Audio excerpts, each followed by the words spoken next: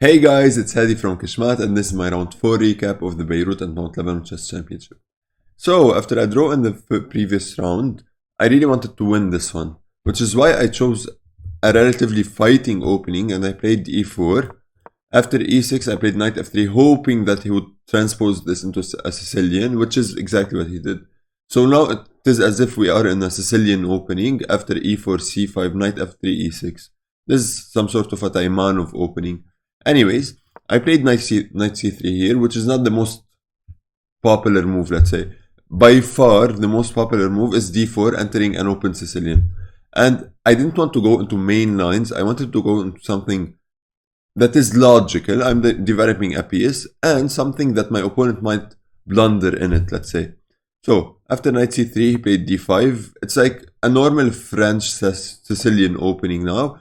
I took, he took, and I played d4, which is a typical move in the Sicilian. After takes, knight takes, bishop b4, queen d3, and queen takes. Here, I started to really enjoy my position. Since I have my queen developed, I have my knight developed, and I have some threats already.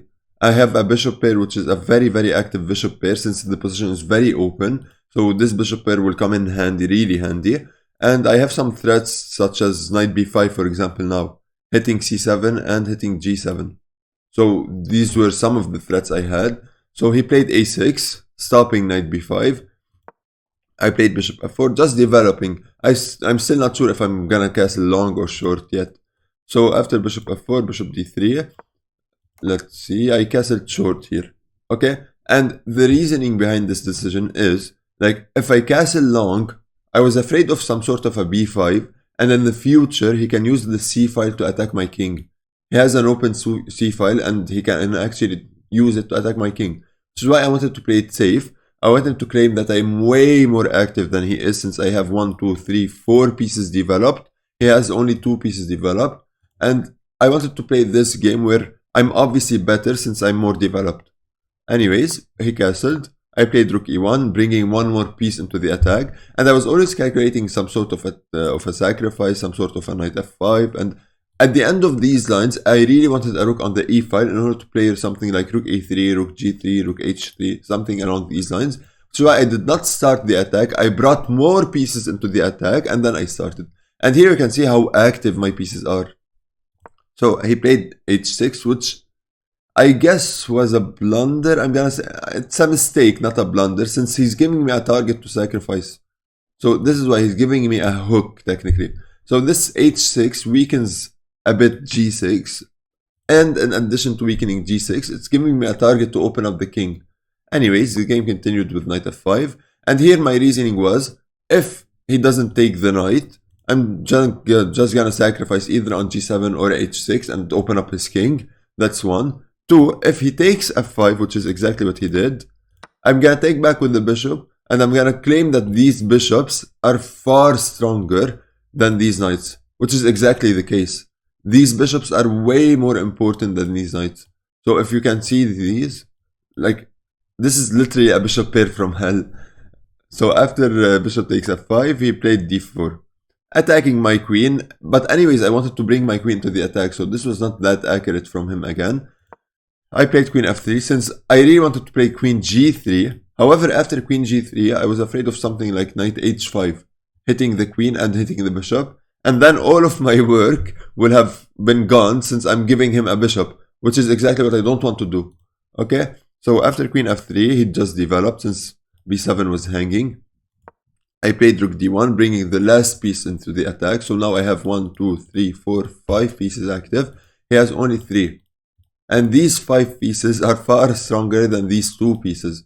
And at this moment, I started to calculate every sacrifice possible. Anyways, he played queen d5, offering a queen trade technically. And here's the question for you. Would you accept the queen trade or decline it in this position? The only correct answer is to decline it. The side with an attack wants to keep the queens on the board. And this is something you have to know. When you're attacking, you don't want to trade pieces. You want to just keep as many pieces on the board as possible and start an attack, technically. And this is exactly what I wanted, which is why I did not accept the queen trade. I just played queen h3, putting more pressure on h6 and threatening to sacrifice at any point. And here he played after rook a8. I played a3 since my a3 pawn was hanging. And after this, he played queen c4. And queen c4 was a blunder. Was a huge blunder actually. Since, why couldn't I sacrifice? Okay, if I go back one move, here, let's say, before a3. I wanted to sacrifice here. However, after bishop takes, pawn takes, queen takes, he has queen takes bishop at the end. And this is completely lost for me. I lost my pieces technically. I lost my attacking pieces. Which is why his queen was very well placed here. After a3 and queen c4, his queen is not actually threatening my bishop anymore. So now I can simply sacrifice. And I calculated that if he takes, which he did not do during the game, I can simply take with the queen. And he has no way of actually defending his knight. His knight is gone, technically. Since he can't defend it with his rook, because bishop takes or rook takes or whatever. He can't defend it with his queen for the same reason. His queen cannot defend him diagonally, let's say. It cannot get into this diagonal. And there's no way for him to defend his king, his knight. And if his knight moves wherever, I just have check, he moves, and this is mate. Since my rook is controlling the e-file. So this is why I sacrificed. It was a very accurate sacrifice. I calculated before sacrificing, which is something you have to do. So he did not take, he played g6. And here I played a move that I was really proud of. I played queen h4. Adding more pressure to the knight, continuing the attack, moving with tempo. So here my threat is if he takes, I simply have check and checkmate. And if he doesn't take, I'm attacking the knight. So attacking the knight and then threatening mate. So there's a lot of threats that are being cooked here. Especially that I have this bishop pair that is very, very active. Here he played one of the best moves, which is knight h7. Stopping this, which now he can take it, and controlling some dark squares around his king, since he doesn't have a dark square bishop and his dark squares are very weak. So here I just went back with my bishop hitting his queen. He went back, and I played h3. And h3 here was the best move in the position. And I was really proud, like, after I analyzed the game and saw that h3 was actually the best move in the position, I was really happy to see this. Since here, my calculations were, let's say, my bishop is great, my second bishop is great, my rooks are great, my queen is great, so I can't really improve with my pieces, and at any point he might be threatening some back rank mates, which I wanted to avoid, to completely avoid, so I just played h3. And my arguing was that he doesn't have a move, that he can't really move anything. This knight cannot move, this knight is not useful to move it, this rook is out of the game, this queen is not, doesn't have any good square, so this is why I played h3. Anyways, after h3 he played rook e5, I took, he took, and then I went back with my bishop, he went back with his queen, I played rook e1, activating my rook on the open file. Here it was important to say that after rook takes, queen takes, I'm giving him the open file, however, I knew that I can reclaim it very quickly. Since bishop d2 was a move to just reclaim the open file, to play rook e1 next, and then like, okay, I have the open file again, what are you gonna do?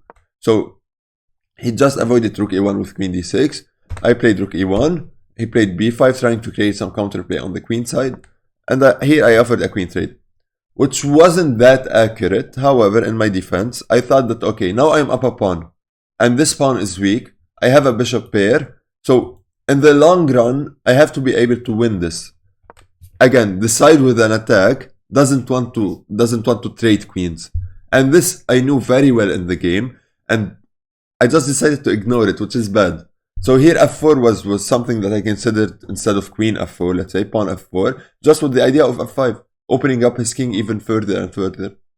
I don't know why I did not play it, I should have played it.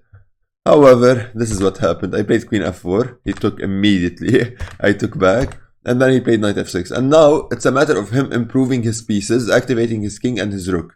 If he manages to do all of this, even though he's down a pawn, he might be able to draw this. I played f3, stopping any knight jumps in the future, and preparing some sort of a bishop g3, bishop f2 to put pressure on this pawn. He played rook c8, I played b3, stopping what exactly? I forgot why I played b3. Maybe stopping a5 and b4. I completely forgot. Oh, stopping b4 immediately. Okay, stopping b4 immediately, because if I place b4 now, I'm gonna play a4. I guess this was my reasoning. I completely forgot why I played b3. Anyways, since it weakens c3, and now he immediately took advantage of this. I played bishop g3, he went back, I played bishop f2, and here he made, I guess, an inaccurate decision. Since here, his knights are actually good, and he can try to improve his knights even further. So here, offering me a knight for a bishop was something logical to do. However, he's ruining his pawn structure too. So it's not like as if he's taking a bishop for a knight for free. No, he's doubling his pawns also. So now I have an outside pass pawn on h3 now. So this pawn might be crucial in the end. Anyways, I took the pawn, he took on c2, and now he's becoming very active.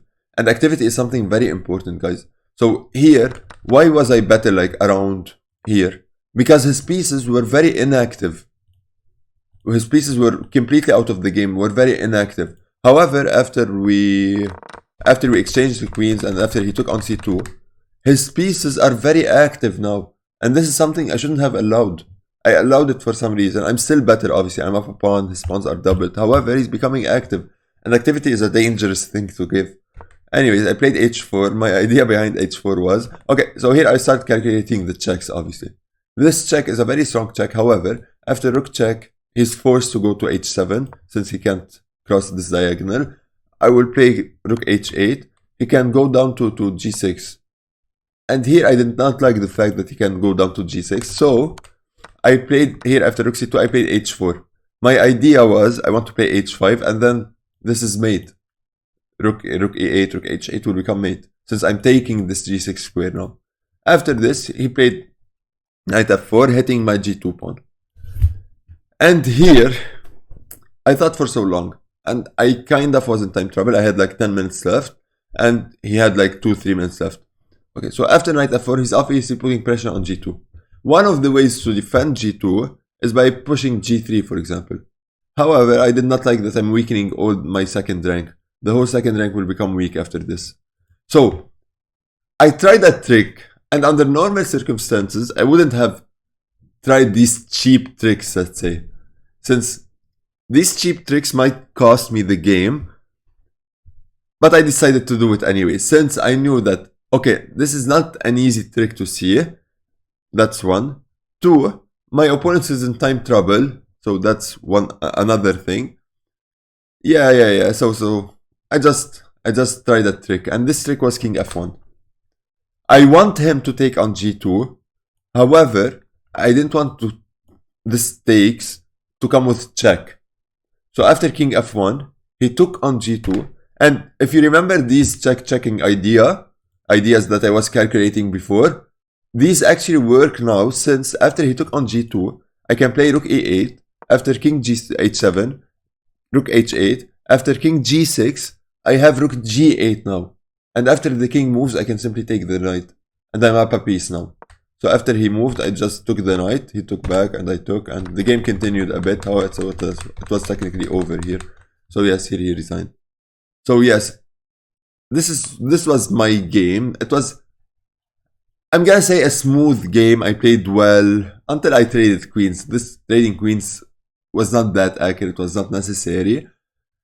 And this trick at the end was crucial, let's say. It worked in my favor, so I'm gonna take it. I'm gonna say that it was a brilliant move.